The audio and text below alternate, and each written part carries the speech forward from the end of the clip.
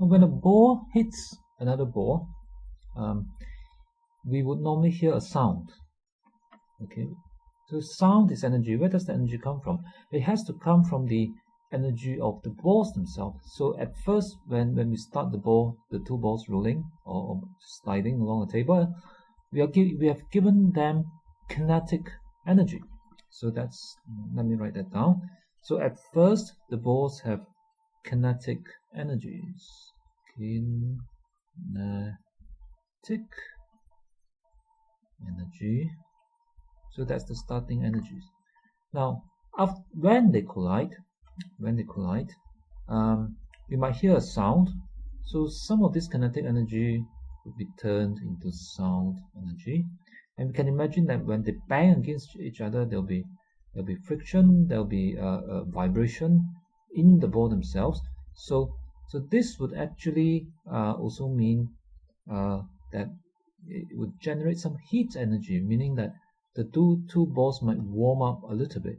Maybe if they don't collide so hard, just a tiny bit, maybe 0.01 of Kelvin. Right? We won't feel it if we touch it.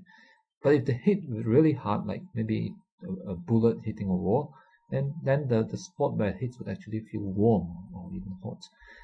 Okay, so that's the energy. So at least some of this kinetic energy is converted to sound and heat. Well, depending on how they collide, most of the kinetic energy might still be kinetic energy as the balls bounce off each other.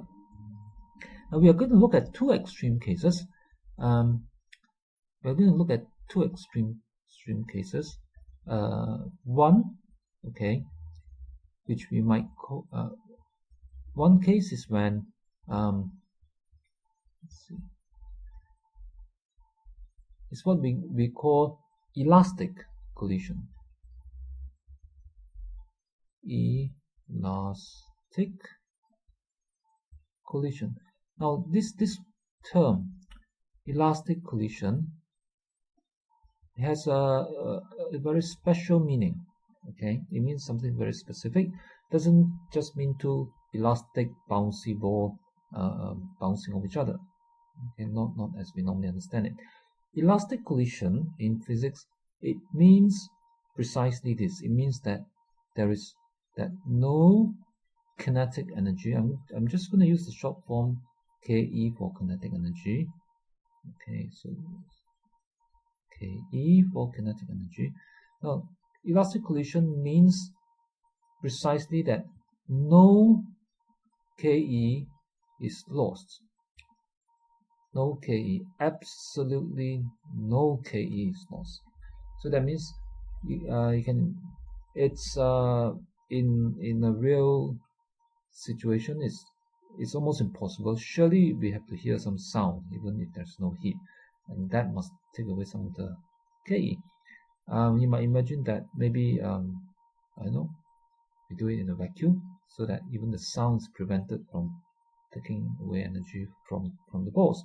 So whatever it is, just think of this as an imaginary situation or an ideal situation in which we could have elastic collision.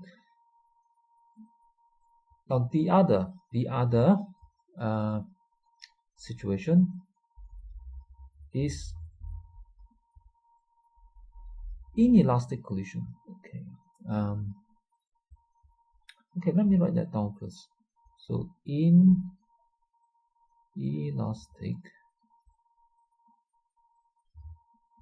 and I'll use dicto for collision. Inelastic collision means maybe usually some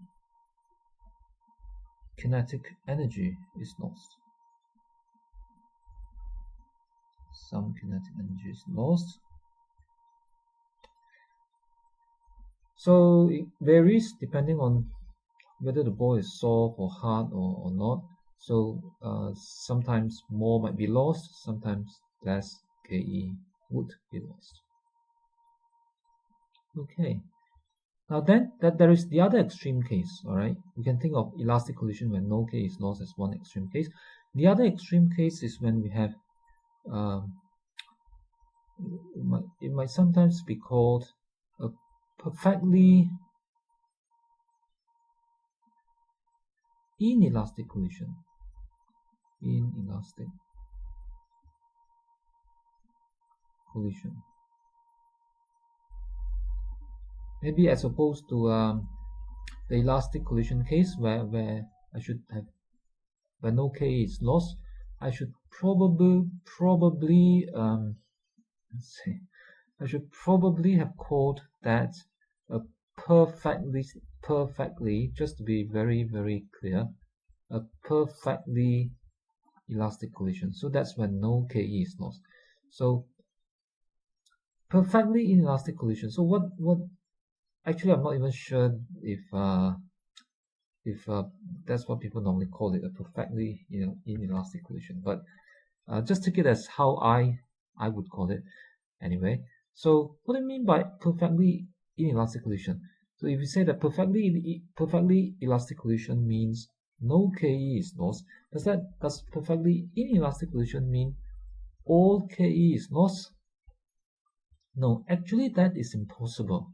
Okay, that is impossible simply because if we can imagine a case where, let's say, a moving ball hits a stationary ball.